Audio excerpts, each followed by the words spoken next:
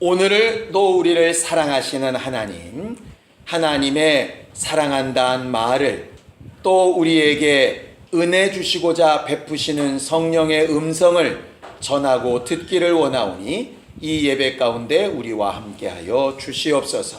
전하는 자도 듣는 자도 들을 귀가 있고 깨달을 수 있는 심령이 되어져서 하나님의 말씀이 주의 뜻대로 제대로 잘 전달되어지고 우리들이 돌아가야 될 것과 회개해야 될 것과 회복해야 될 것들이 무엇인가를 찾게 하여 주시옵소서.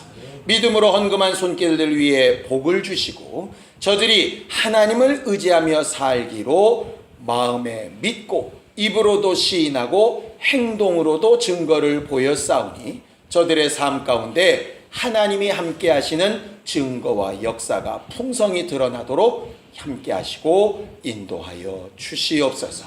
예수님의 이름으로 기도하였습니다. 아멘. 하나님의 말씀은 요한계시록 2장 1절에서 7절까지 말씀을 함께 같이 합독하겠습니다.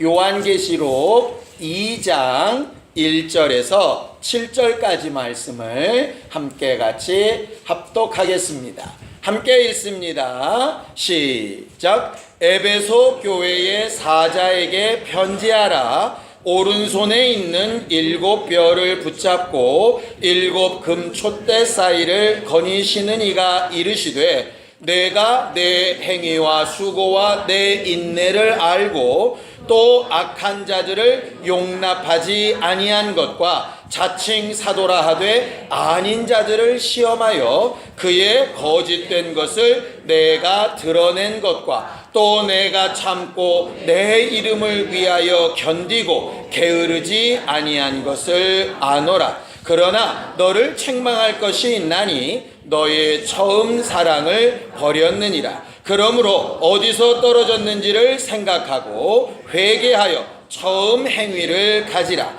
만일 그리하지 아니하고 회개하지 아니하면 내가 내게 가서 내 촛대를 그 자리에서 옮기리라. 오직 내게 이것이 있으니 내가 니골라당의 행위를 미워하는도다. 나도 이것을 미워하노라. 귀 있는 자는 성령이 교회들에게 하시는 말씀을 들을지어다. 이기는 그에게는 내가 하나님의 낙원에 있는 생명나무의 열매를 주어 먹게 하리라. 아멘. 신앙생활은 하나님이 우리에게 하시는 말씀을 잘 듣는 생활이 신앙생활입니다. 구약에도 그래서 하나님은 천사들을 통해서 하나님의 말씀을 전하게 하셨고 천사가 전해준 그 말을 잘 들은 이들이 하나님의 백성들이 되었죠. 신약에는 예수께서 오셔서 아버지의 말씀을 그대로 전달해 주셨고 그 예수의 말씀을 하나님의 말씀으로 받은 자들이 생명을 얻고 구원받은 하나님의 자녀들이 되었었습니다. 그리고 초대교회 이후로 정말 성령께서 이제는 우리에게 밝히 말씀하시고 계시고 하나님의 교회라면 성령이 우리들에게 하시는 말씀을 잘 들을 수 있어야 제대로 된 교회라고 할 수 있겠죠. 로마서 10장에 말씀하시는 것처럼 믿음은 들음에서 난다 하신 그 말씀이 바로 구약이든 신약이든 교회 시대든 간에 하나님으로부터 오는 말씀을 제대로 듣고 받는 사람들이 비로소 하나님의 사람들이라고 믿음 있는 사람들이라고 인정하신 내용들입니다. 구약에도 사람들을 통해서 천사들을 통해서 전달될 말씀이 진짜 하나님의 말씀인지 아닌지를 분별할 필요가 있었죠. 그래서 참 선지자와 거짓 선지자를 구별하게 하셨는데 뭘로 구별하십니까? 하나님의 말씀을 전한 자들의 말의 결과, 그들의 삶으로 참 선지자자 아니냐가 결정이 나죠. 예수가 오셔서 말씀을 전하실 때도 동일한 말씀을 하십니다. 너희가 내 말은 혹 믿지 못할지라도 뭔 보고 믿으라고요? 내가 하는 일은 보고 믿으라. 내가 전한 말과 내 행실이 같은지 다른지를 너희들이 좀 기억해 봐라 하시는 것이죠. 그렇다면 신약 시대에 성령 받은 우리도 똑같을 겁니다. 우리가 받고 있고 알고 있는 말씀이 진짜 하나님의 말씀이라고 어떻게 증거할까? 간단하죠. 들은 말씀과 우리의 삶이 어떤 연관관계를 가지고 있는가에 따라서 구분이 되는 겁니다.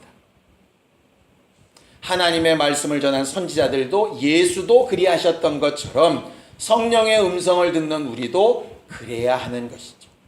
오늘부터 우리가 봐야 될 7교회에 하나님은 계속해서 똑같은 말씀으로 그 말을 마무리 지으시는데, 귀 있는 자는 성령이 교회들에게 하시는 말씀을 들을지어다 이렇게 되어져 있습니다.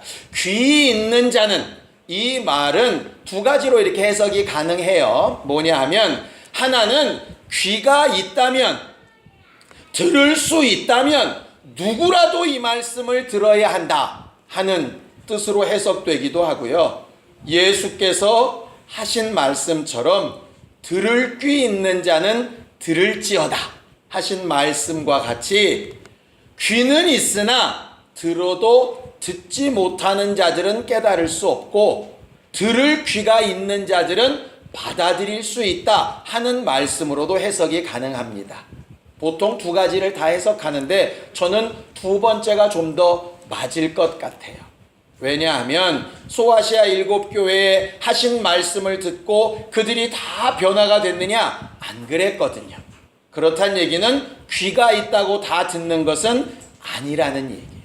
예수께서 직접 오셔서 말씀을 전하셔도 귀가 있다고 다 듣는 것은 아닌 것이죠.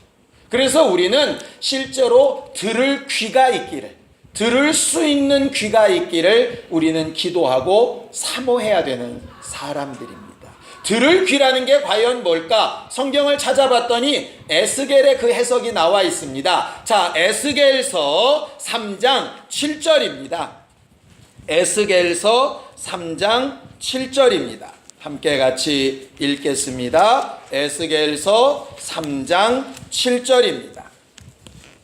함께 읽겠습니다. 시작. 그러나 이스라엘 족속은 이마가 굳고 마음이 굳어 내 말을 듣고자 아니하리니 이는 내 말을 듣고자 아니함이니라. 그렇게 되어 있죠. 하나님께서 에스겔이라는 선지자를 통해서 하나님의 말씀을 전하시는데 백성들이 귀는 있는데 들을 귀가 없는 거예요. 어떻게 없느냐? 에스겔의 말을 들으려고 하지 않는 거죠. 안 들린다는 얘기가 아니고요. 들리기는 들리는데 들으려고 하지 않는다는 얘기예요. 똑같습니다. 예배 시간에 와서 앉아있고 귀는 열어두는데 뭔 말인지가 내 안에 들어오지 않으면 그건 들을 귀가 없는 거죠. 일부 예배 때 이런 예를 드렸습니다. 학생들이 왔기 때문에 영어가 귀에 잘 들리냐 안 들리냐 그랬더니 안 들린대요. 왜 안 들리겠어요? 샬라샬라 하는 소리가 들리기는 들리죠. 문제는 들리기는 들리는데 뭔 뜻인지 모르는 거죠. 뭔 뜻인지 모르니까 그 말대로 대답을 할 수도 없고 그 말대로 행동을 할 수도 없는 거예요. 소리는 들리는데 이해가 되지 않고 받아들여지지가 않는 거죠. 똑같은 겁니다. 들을 귀가 없다는 얘기는 와서 앉아는 있는데 귀로 듣기는 듣는데 그렇다고 끄덕이기까지도 하는데 실제로는 나를 움직이게 하는 힘이 없으면 그건 들을 귀가 없는 거예요. 예수께서 바리새인들에게 못 듣는다고 하고 못 본다고 하면 기회가 있을 거다. 왜? 못 듣는다고 하면 들으려고 노력할 거고 못 본다고 하면 보려고 노력할 거고 자기가 듣지 못하고 자기가 보지 못하면 듣고 보는 사람한테 물으려고라도 할 텐데 스스로 본다 하고 듣는다 하고 안다고 하면 사실은 전혀 그 다음으로 발전이 안 되는 거죠. 그렇게 굳어진 마음과 굳어진 귀가 결국 믿음에서 떠나게 만드는 것이에요. 그래서 우리가 일평생 기도하고 소원해야 될 것이 뭐냐면 하나님의 말씀을 들을 수 있는 귀가 있을 수 있도록 기도해야 되는 거예요. 겸손한 마음이 됐던 아니면 지식에 대해서 막 사모하는 마음이 됐던 뭐가 됐던 간에 하나님의 말씀에 귀 기울이려고 하는 마음, 그것이 없이는 믿음 생활을 제대로 하기 어렵습니다. 앞으로 7주 동안 우리가 소아시아 7교회에 하신 하나님의 말씀을 서로 은혜 나누려고 하는데요. 그냥 끄덕끄덕대고 지식으로만 받으면 여러분들은 귀 없는 자가 될 수도 있어요. 그런데 그것을 내게 하시는 음성으로 좀 잘 듣고 우리가 해야 될 바를 결단할 수 있었으면 좋겠습니다. 우리는 계시록, 그러면 계시록 자체는 뭐든지 다 예언의 말씀이라고 이렇게 생각을 하죠. 그래서 이게 뭔 말이지 막 고민을 하는데 사실 성경은 그렇게 말하고 있지 않아요. 자, 요한계시록 1장 19절을 좀 보겠습니다. 요한계시록 1장 19절입니다. 함께 읽습니다. 시작. 그러므로 내가 본 것과 지금 있는 일과 장차 될 일을 기록하라 그랬어요. 그러니까 요한계시록 안에는 뭐가 있다는 얘기예요? 요한이 환상으로 본 것과 지금 현재 나타나고 있는 일과 앞으로 되어질 일 세 가지가 다 적혀 있다는 얘기죠. 그런데 네가 본 환상이라는 말이 어떤 뜻이냐 하면 모세가 창세기를 쓸 때 창세기에 빛이 있으라 하실 때 모세가 그 시간에 있었을까요? 없었을까요? 없었죠? 창세기를 어떻게 썼냐면 시내산에 올라가서 하나님을 뵙는 순간에 환상으로 보고 쓴 것이거든요. 그러니까 사실은 과거에 관련된 이야기라고 해석하는 게 옳습니다. 그래서 사실 요한계시록 안에는 과거 얘기도 있고 현재 얘기도 있고 미래 얘기도 있어요. 전부 다 미래 얘기만 있다는 얘기가 아니에요. 그래서 사실 어려운 것이 어디까지가 과거고 어디까지가 그 당시고 어디까지가 미래인가. 그럼 우리는 지금 현재는 그때에 비해서 미래인데 어디쯤 미래인가, 이걸 이제 잘 몰라서 사실 헤매는 것이죠. 어쨌든 간에 저는 여러분들과 은혜를 나누면서 7교회를 앞으로 있어야 될 무슨 교회로 지금 보지 않고 그 당시에 있었던 7교회, 마치 서신서와 같이 초대교회 안에서도 문제가 있었던 여러 교회들로 보고 또 지금도 우리 안에 동일한 문제들이 있는 그런 교회들로 보고 우리 각각하게 하시는 음성으로 좀 나눌 수 있었으면 좋겠다 하는 마음에서 전제를 깔고 설교를 하려고 합니다. 그래서 계시록이라고 해서 너무 막 두려워하지 마시고 그 내용을 현재 우리에게 하시는 말씀으로 들을 수 있으면 좋을 것 같아요. 첫 번째 교회는 에베소 교회입니다. 자, 2장 1절을 함께 읽겠습니다. 함께 읽지요. 시작. 에베소 교회의 사자에게 편지하라. 오른손에 있는 7뼈를 붙잡고 7 금촛대 사이를 거니시는 이가 이르시되, 이렇게 되어 있습니다. 요한이 하나님을 밟는데 하나님이 어떤 분이냐면 오른손에 7뼈를 붙들고 7 금촛대 사이를 막 다니시는 환상을 봤어요. 7별은 뭐고 7 금촛대는 뭘까요? 혹시 생각해 보거나 들어보신 분?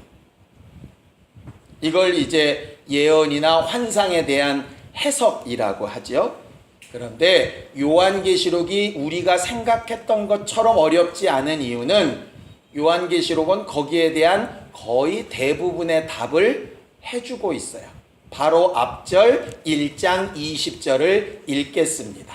함께 읽겠습니다. 시작. 내가 본 것은 내 오른손에 7별의 비밀과 또 7 금촛대라. 7별은 7 교회의 사자요 7 촛대는 7 교회니라 라고 아주 정답을 딱 내려놓고 있지요.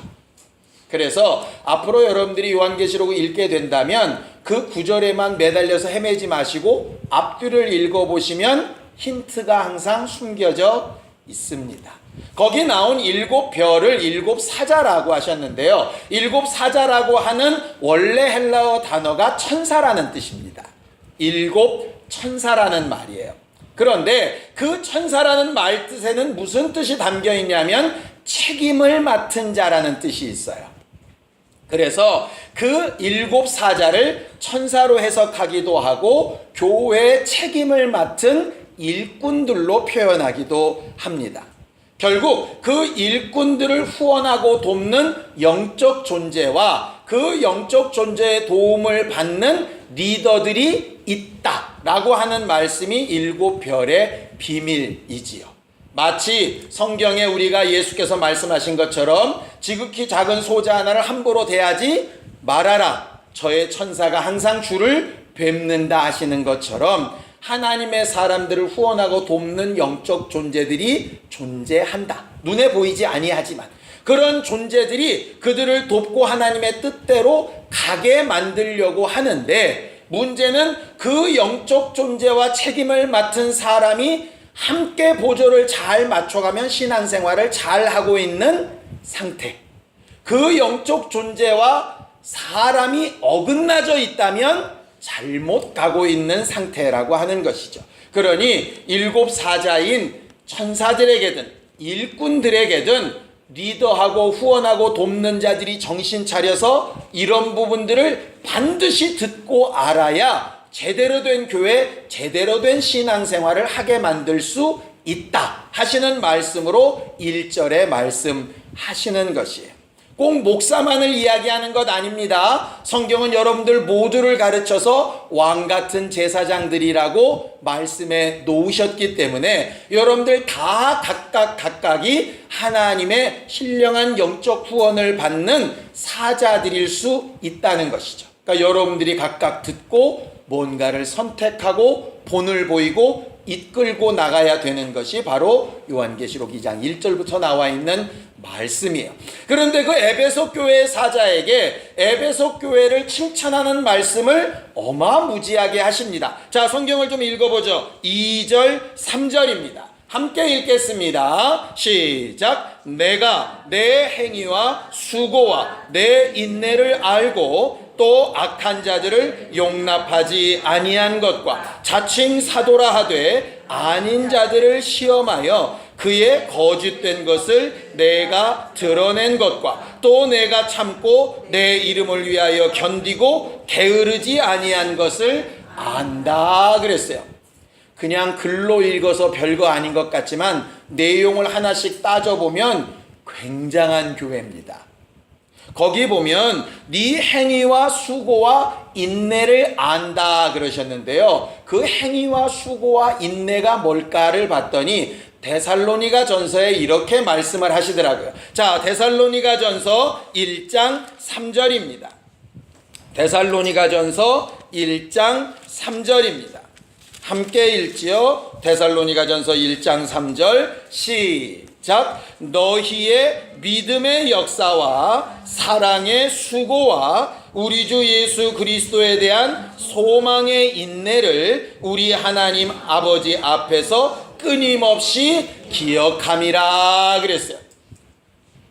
행위와 수고와 인내는 믿음의 행위, 믿음의 역사, 믿음이 있어서 나타나는 모든 행동, 여기서 수고라고 하는 것은 땀 정도 흘리는 수고를 얘기하는 게 아니라 피를 흘린 만큼의 수고라는 뜻입니다.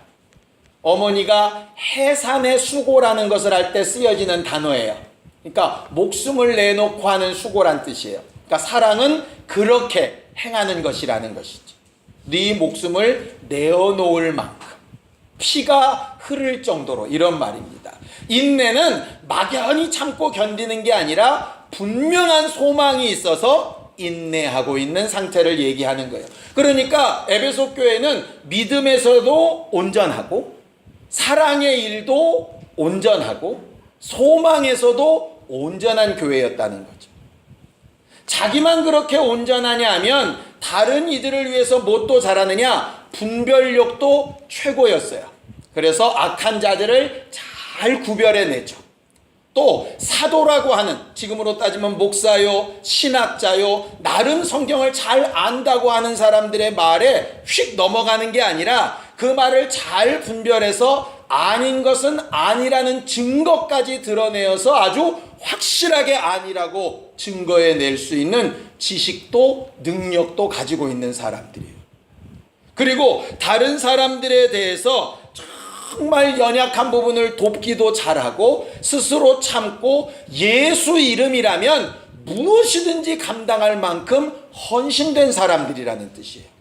이런 교회가 많겠습니까? 에베소 교회는 어떻게 하면 이렇게 훌륭한 교회가 되었었을까? 그 태생부터 참 멋진 교회예요. 여러분들 시간이 되시면 오늘 오후에 집에 가서 사도행전 18장, 19장, 20장을 읽어보세요. 거기에 에베소 교회에 대한 내용이 잘 나와 있습니다. 에베소 교회는 바울이 2차 전도여행을 다니면서 막 고생을 하다가 예루살렘으로 돌아가기 바로 직전에 잠깐 들렸던 곳이 에베소라는 지역이에요. 근데 에베소 사람들이 얼마나 마음이 순수하고 말씀을 듣기를 사모했냐면 하루 정도 말씀 전하고 떠나려고 그러는데 바울을 막 붙들고 남아달라는 거예요. 우리를 좀 가르쳐 달라는 거예요. 왜냐하면 에베소는 그 당시에 가장 문화적으로 큰 도시였기 때문에 그 당시 로마 시대에 큰 도서관, 대표적인 도서관이 있었던 도시래요. 그리고 아데미라고 하는 여신을 섬기는 가장 큰 성전이 있었던 곳이고 마술, 과학기술, 모든 부요가 넘쳐 흘렀던 곳이 그곳이거든요. 그러니까는 육체로 사는 이런 삶은 굉장히 풍족한데 영적으로는 굉장히 갈급한 사람들이었어요. 그러다 보니까 신기한 것들을 듣고자 했는데 그 중에 하나님의 말씀이 너무 자기들한테 도전이 되었던 것이죠. 근데 바울은 돌아갈 시간이 정해져 있어서 하루만 말씀을 전하고 떠나게 되고 그 자리에 누구를 남겨놓느냐 하면 브루스길라와 아굴라라고 하는 평신도를 남겨놓게 되어져요. 그래서 사실 에베소 교회를 개척한 건 바울이 아니라 브루스길라와 아굴라가 교회를 개척한 셈이 된 것입니다. 평신도들이 그냥 자기들끼리 모여서 교제를 하고 있는데 이집트에 있었던 아볼로라고 하는 굉장히 유명한 학자가 에베소로 놀러 오게 됐다가 브루스길라와 아굴라에게서 예수에 대해서 듣고 성령을 받고 목회자가 되어져요. 그래서 사실 에베소 교회의 첫 번째 목회자는 바울이 아니라 아볼로가 되는 셈이에요. 아볼로가 잘 가르치다가 떠나게 되어지고 나중에 3차 전도여행 때 바울이 가장 먼저 에베소에 들려서 에베소에서 2년 6개월 동안 머물면서 그들을 가르칩니다. 가르쳤던 그 장소가 어디냐면 두란노 서원이에요. 바울은 지금까지 항상 몇 주일 며칠 단위로만 움직였는데 에베소에 있어서만큼은 아주 작정을 하고 신학교를 세우고 일꾼들을 길러내기 시작했어요. 그래서 거기서 2년 동안 착실하게 신학 수업을 시키면서 성령을 받게 하고 역사하게 만들었죠. 그 시기에 어떤 일들이 벌어졌느냐 하면 그들이 처음 예수를 받고 너무 기뻐하는데 바울이 첫 번째 물었던 질문이 뭐냐면 이것입니다. 잘 아실 텐데요. 너희가 믿을 때에 성령을 받았느냐? 그랬더니 에베소 사람들이 우리는 성령이란 건 듣도 보도 못했다. 그럼 너희는 침례 받았냐? 받기는 받았다. 어떤 침례 받았냐? 요한의 침례를 받았다. 그렇다면 회개의 침례 말고 예수 그리스도의 침례를 받아야 돼. 아멘. 받습니다. 성령 받아야 돼. 아멘. 그리고 받습니다. 그리고 나서 성령 받고 충만해지니까 자기들을 지금까지 지탱해줬던 마술책, 과학책, 자기들을 의지했던 모든 학식의 책들을 다 모아서 싸그리 불태우고 하나님의 말씀만 따르겠다고 결단을 내려요. 그때 불태워진 그 책의 값이 은으로 5만 데나리온이라 이렇게 되어져 있습니다. 5만 데나리온이 얼마일까 또 궁금해서 제가 계산을 해봤지 않겠습니까? 한 사람 남자 일당에 5만 일 어치예요. 그러니까 제가 일당이 6만 원이거든요. 제 일당으로 계산을 했더니 30억이더라고요. 30억을 싸그리 불태워도 하나도 안 아까운 거예요. 왜? 그건 내 영혼을 책임져 줄 수 없는 거라고 딱 인정을 하고 나니까 정말 뜨겁게 주를 찾는 것이죠.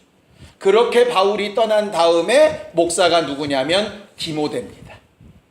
디모데가 또 떠난 다음에 그 자리에 가서 목회했던 사람이 지금 계시록을 쓰고 있는 사도 요한이에요. 말 그대로 진짜 초대교회에 언급되는 목회자 어벤져스가 다 에베소서를 거쳐갔어요. 에베소 교회는 그래서 어지간한 목사들은 말 그대로 귀에 차지도 않아요. 그러니 이렇게 좋은 분별력과 지식과 능력을 가지고 있었던 것이죠. 굉장히 영적으로 훌륭한 사람들이에요. 그런데 우리가 잘 아는 대로 그렇게 훌륭한 교회에 단 하나의 문제가 있었어요. 그게 뭐죠? 자, 4절입니다. 함께 읽겠습니다. 4절 시작. 그러나 너를 책망할 것이 있나니 너의 처음 사랑을 버렸느니라. 그렇게 돼 있어요. 이 처음 사랑이라는 말을 저는 지금까지 첫사랑이라고 해석을 했어요. 틀린 답은 아니고요. 첫사랑으로 해석할 수도 있습니다. 근데 그 본래의 의미를 좀 더 생각을 해보니까요. 이 처음 사랑이라고 하는 처음이라는 단어가 무슨 뜻이냐 하면은요. 무엇보다 앞선 이런 말이에요. 그러니까는 인내와 행위와 수고와 분별력과 능력과 영감과 영역과 뭐 다 좋아요. 그런데 그것보다 최우선해야 될 것 이란 뜻이에요. 그것을 잃어버린 거예요. 왜 그렇게 됐을까? 많은 성경학자들은 동일한 답을 냅니다. 에베소 교회 사람들이 지식이 뛰어나고 대단히 분별력이 좋다 보니까 보는 말씀, 듣는 말씀, 전하는 말씀이 자기 안으로 들어오기 전에 뭐부터 일어나냐 하면 옳고 그름부터 나타나는 거예요. 왜냐? 워낙 거기에 민감하다 보니까 저 말은 틀려, 저 말은 맞아 이렇게 되는 거예요. 여러분들 혹시 경험이 있다면 생각을 해보세요. 말씀 듣고 저 설교는 맞아, 저건 틀려 이러면 은혜가 되던가요? 안 되던가요? 은혜가 안 돼요. 옳다 맞다고 고개는 끄덕이는데 은혜는 안 돼요. 이게 굉장히 신기해요. 저 사람 설교 잘하네 이러고 있는 거지 그 말씀이 내게 들어와서 나를 움직일 능력이 없어요. 이 처음 사랑을 잃어버렸다는 게 그거예요. 결국 누가 이 일을 똑같이 했냐면 바리새인들이 했거든요. 죄인이나 이런 사람들은, 세리나 이런 사람들은 예수의 말씀을 듣고 옳다 그러다가 먼저 판단이 된 게 아니라 저 말씀 들으면 나 살겠다 이게 먼저 됐던 사람들이에요. 그런데 바리새인들은 듣는 순간에 안식일날 저러면 안 되는데, 저거는 구약율법에 틀리는데, 이건 절기상 안 맞는데 이렇게 되는 거예요. 그러니까 본래 그 말씀이 내게 다가오기도 전에 옳다 그러다로 끝나버리는 거예요. 이게 다 본인들이 일부러 그런 게 아니고요. 워낙 그렇게 훈련이 돼 있다 보니까 자연스럽게 그렇게 되는 거예요. 결국 하나님께서 바라시는 교회는 어떤 교회냐? 믿음의 행위 온전한 거 정말 칭찬할 만하고, 사랑의 수고가 많은 거 정말 칭찬할 만하고, 인내의 소망이 충만한 거 정말 칭찬할 만하고, 분별력, 지식, 영역, 영감, 은사, 열매 뭐 다 좋아요. 그런데 하나님의 말씀에 감동을 안 받아요.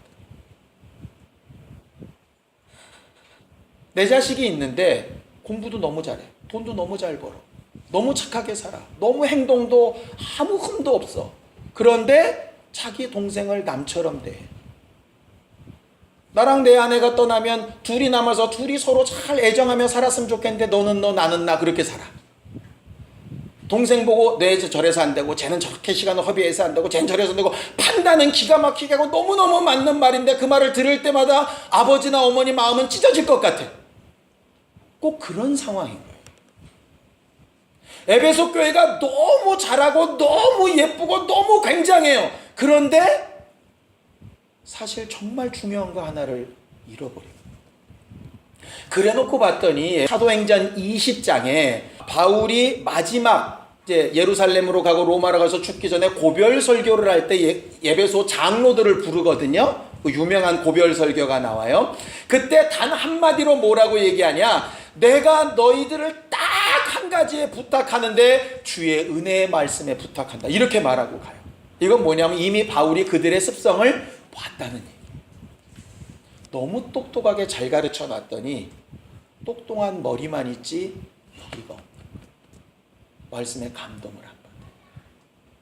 자기 안에서 움직일 힘이 없는 거예요. 옳고 그른 건 잘 아는데 하나님 입장에선 차라리 좀 옳고 그른 걸 잘 못 분별하더라도 행동엔 좀 실수가 있고 좀 부족하더라도 좀 저거 어떡하지? 막 이런 걱정거리가 좀 들더라도 주의 말씀에 은혜 받고 감동 받고 내가 이렇게 하리라 이런 삶을 좀 결단해 줬으면 좋겠는데 잘 한다는 자랑만 있지 하나님의 말씀을 받는 게 없는 거예요. 무서운 말이 뭔지 압니까? 거기서 너희가 회개하지 아니하면 뭐라고 얘기하십니까? 5절에 보면 내 촛대를 그 자리에서 옮기리라 이렇게 얘기했어요. 이 촛대를 옮기리라는 말이 무슨 뜻일까요? 저는 이번 설교 준비하기 전까지 촛대를 옮긴다는 얘기가 이런 거라고 생각을 했어요. 아, 우리 교회가 막 주도적으로 하나님의 역사를 하다가 제대로 못하면 우리 교회에서 하나님의 역사가 떠나서 다른 교회가 또 주도적으로 하고 이렇게 바톤 터치하듯이 그렇게 막 영광받고 주도적이 되고 부흥되고 막 역사됐던 교회가 좀 침체되고 다른 교회가 또 바톤을 하고 막 부흥하고 이런 거라고 생각을 했는데 아까 분명히 금촛대는 뭐라 그랬습니까? 7 교회라 그랬어요. 그러면 금촛대 자체를 옮겨버린다는 얘기는 무슨 뜻이에요? 교회가 아니라는 얘기예요. 모여서 분별하고 믿음과 소망과 사랑을 가지고 서로 격려하고 옳다 그러고 맞다 그러고 은사가 나타나고 능력이 나타나는데 뭐는 아니란 얘기예요? 교회는 아니란. 교회는 교회인데 능력 없는 교회 이 정도면 괜찮은데 아예 그건 교회가 아니라는 말씀이에요. 이 말씀은. 그러니까 이거 처음 사랑은 회복하면 좋고 안 하면 어쩔 수 없고의 문제가 아니에요. 이게 회복이 안 되면 교회냐 아니냐가 왔다 갔다 해버리는 문제가 되는 거예요. 그래서 말씀하시죠. 3가지를 말씀하시는데 어디서 떨어졌는지 돌아가라. 네 자신을 돌아보라는 얘기예요. 무슨 얘기냐면 네가 과연 언제까지 말씀을 들을 때 감동받고 마음이 뜨거워지고 내가 이렇게 살리라 결단했던 때가 언젠가로 돌아가 보라는 얘기예요. 옳다 그르다 말고 맞다 틀리다 말고 진짜 그 말씀이 내 안에 들어와서 나를 사로잡았을 때가 언젠가로 돌아가 보라는 얘기예요. 그리고 그때 그 마음이 될 수 있도록 계속 회개하라는 말. 그리고 나서 그 회개로 끝나는 게 아니고 그 처음 행위를 가지라 이렇게 되어 있어요. 유지하라는 거예요. 뭐냐 하면 에베소 사람들이 3년 동안 바울한테 배우고 그 다음에 훌륭한 목회자들 배워서 이만큼 높아진 지식들이 있잖아요. 에베소 사람들이 처음에 주의 말씀을 받고 나서 5만 데나리온이나 되는 것을 싸그리 다 불태웠다 그랬죠. 그것처럼 스스로 높아졌던 지식을 또 한 번 확 다 내려놓고 불태워버리고 이게 나를 구원하는 지식이 아니고 주의 은혜가 그 말씀이 나를 살리는 능력이라고 다시 좀 내려놓고 처음부터 다시 배울 생각을 해야 된다는 거예요. 마치 사도 바울이 율법에서는 누구보다도 높았던 지식을 갖고 있던 사람이었는데 예수를 만난 순간 다 내려놓고 배설물처럼 여기고 예수를 찾았던 것처럼 아볼로가 애굽에 있었던 신학교 교수였는데 평신도 밑에 무릎 꿇고 앉아서 예수에 대해서 듣고 성령 받기를 사모했던 것처럼 그 처음 행위로 돌아가라는 거예요. 그런데 과거에 내가 뭐였는데 그래도 내가 못던 일을 했었는데 지금까지 내가 해왔던 게 얼만데 이게 되면 처음 행위로 못 돌아가는 거죠. 은혜를 받아야 된다는 건 알지만 회복이 안 되는 거예요. 처음 행위로 돌아가서 회복하고 다시 처음 사랑을 회복한 자들에게는 하나님께서 생명나무의 실과를 먹게 하는 것을 약속해 놓으셨어요. 우리는 지금까지 성경 지식 몇 마디 알고 판단 똑바로 잘하고 옳다 그르다 제대로 분별하면 굉장히 영감 있고 뛰어난 사람이라고 착각하며 살았었는데 그게 나쁘단 얘기는 아니지만 처음 사랑이 없이 그것만 남아있다면 소위 엉덩이에 뿔난 교회 아닌 교회입니다. 우리는 그렇게 살게 되지 않기를 바라요. 그래서 에베소 교회에 말씀하셨던 그 말씀이 우리 모두의 심령에 들어와서 제가 혹 부족하고 연약한 사람이라 여러분들 마음에 100점짜리 설교를 전달하지 못할지라도 제 안에서 역사하시는 성령의 음성이 여러분들 가운데 은혜로 다가오고 여러분들을 결단하게 하는 신령한 증거들이 있게 되기를 예수님의 이름으로 축원합니다. 또 그런 설교를 하는 인도자가 제가 될 수 있기를 간절히 기도하고 사모하겠습니다.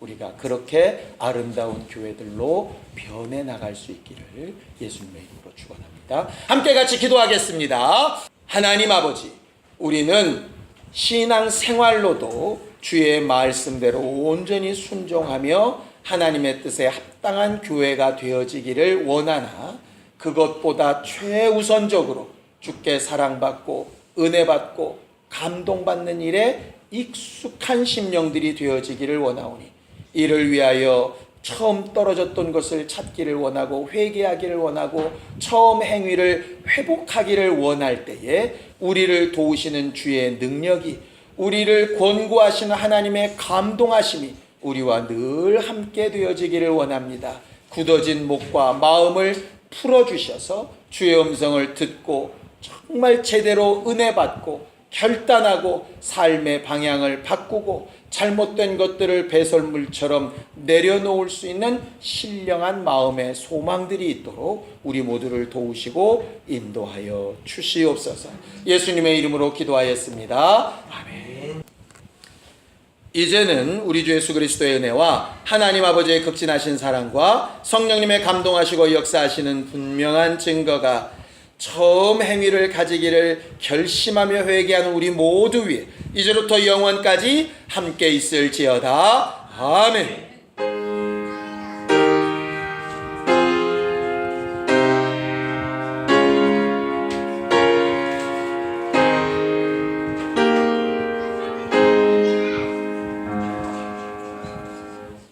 우리 예배 받으신 하나님 앞에 감사한 박수 내겠습니다. 수고하셨습니다.